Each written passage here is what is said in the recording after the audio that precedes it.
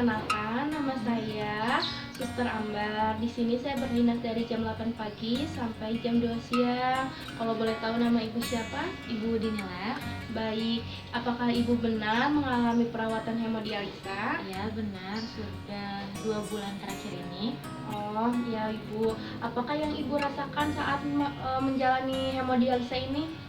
Pertama yang saya rasakan sekali itu berpengaruh ke jam tidur saya sih ya. Saya jadi kurang tidur, habis itu saya merasakan kecemasan. Ya, terutama saya juga merasa takut untuk menjalani pengobatan ini.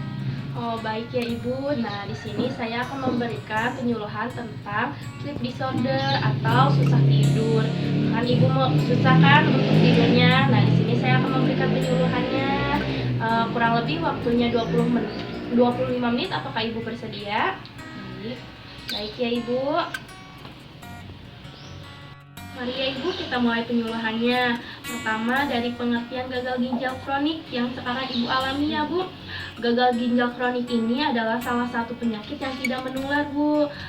Merupakan keadaan gangguan fungsi ginjal yang bersifat menahun, berlangsung progresif dan irreversibel, tidak dapat kembali ke keadaan semula ya Bu. Nah, lalu penyakit ginjal kronis ini salah satu penyakit yang dapat menyebabkan penderitanya merasa cemas dan depresi, baik itu karena penyakitnya maupun terapi yang ibu jalani. Nah, hal ini kemungkinan disebabkan karena pasien sering mengalami gangguan tidur. Lalu ada faktor-faktor yang mempengaruhi pola tidur Bu. Yang pertama, status kesehatan. Nah, makanya Ibu harus menjaga kesehatan Ibu dengan baik ya Bu. Lalu lingkungannya harus nyaman, bersih, harus menjaga lingkungannya dengan baik ya Bu. Lalu stres psikologis. Nah, ini nih dari kecemasan yang Ibu rasakan, makanya harus kurangi kecemasannya ya Bu. Lalu dari obat-obatan juga bisa mempengaruhi pola tidur Ibu. Lalu nutrisi, nah nutrisi ini makanya Ibu harus memakan makanan yang bernutrisinya bagus buat tubuh Ibu ya Bu. Lalu ada motivasi dari keluarga, dukungan dari keluarga Ibu agar Ibu bisa lebih semangat dan bisa mengatur pola tidur Ibu dengan baik. Kemudian ada jenis-jenis gangguan pola tidur ya Bu. Nah, ini ada insomnia. Insomnia ini merupakan suatu keadaan yang menyebabkan individu tidak mampu mendapatkan tidur yang adekuat, baik secara kualitas maupun kuantitas, sehingga individu tersebut hanya tidur sebentar dan susah tidur. Lalu ada hipersomnia. Hipersomnia ini merupakan gangguan tidur dengan cerita tidur berlebihan. Lalu ada parasomnia. Parasomnia ini merupakan kumpulan penyakit yang dapat menyebabkan gangguan pola tidur. Lalu ada enorisis. Nah, enorisis ini merupakan buang air kecil yang tidak sengaja pada waktu tidur. Lalu ada somnambulisme. Nah, somnambulisme ini adalah gangguan tingkah laku yang sangat kompleks. Jadi saat tidur itu berjalan-jalan, bisa buka pintu, bisa ke WC sendiri dalam keadaan tidur. Itu sangat berbahaya.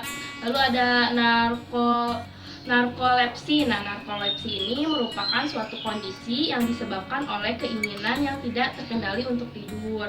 Lalu ada night terrors. Night terrors ini merupakan mimpi buruk. Jadi saat tidur ibu apa mengalami mimpi buruk. Nah, tapi biasanya ini terjadi pada anak-anak. Langsung ada mendekur. Mendekur ini disebabkan oleh adanya rintangan terhadap pengaliran udara di hidung dan mulut. Nah, langsung ada penanganannya Bu.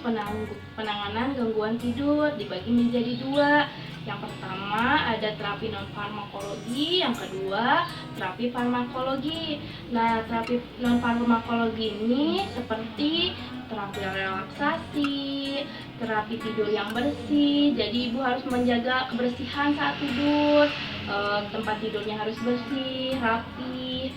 Lalu ada terapi pengaturan tidur. Jadi Ibu harus menjadwalkan tidur Ibu dengan baik. Lalu ada terapi psikologi atau psikiatri, ini harus dengan tenaga ahli ya Bu.